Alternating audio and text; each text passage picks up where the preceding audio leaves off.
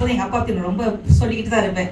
எனக்கு வந்து எங்கள் அப்பா வந்து குருவாக இருந்திருக்காரு, ஆசானா இருந்திருக்காரு, அப்பாவாக இருந்திருக்காரு, ஒரு ஃப்ரெண்டாக இருந்திருக்காரு, ஒரு தம்பியாக இருந்திருக்காரு, ஒரு அண்ணனாக இருந்திருக்காரு, எல்லாமே எங்கள் அப்பா இருந்திருக்காரு.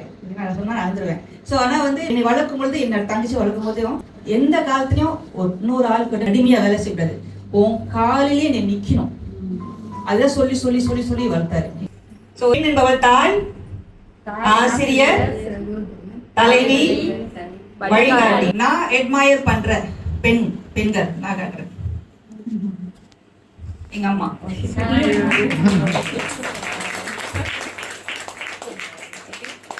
இந்த நிலைமைக்கு என்னை கொண்டு வந்து இங்க நிக்க வச்சு நான் கூட பேசுறேன்னா எங்க அம்மாவோட பங்கு ரொம்ப பெருசா இருக்கு.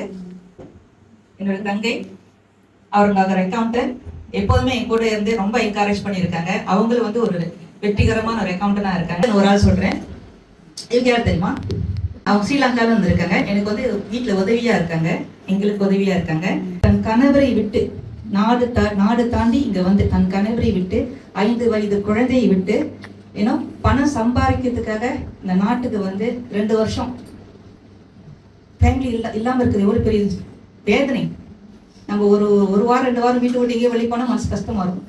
அப்படிலாம் பொறுமையா இருந்து வேலை செஞ்சு நம்மளுக்கு வந்து ஹெல்ப் பண்றாங்க இல்லையா? ஷீ இஸ் மை இன்ஸ்பிரேஷன் சொன்னாங்க.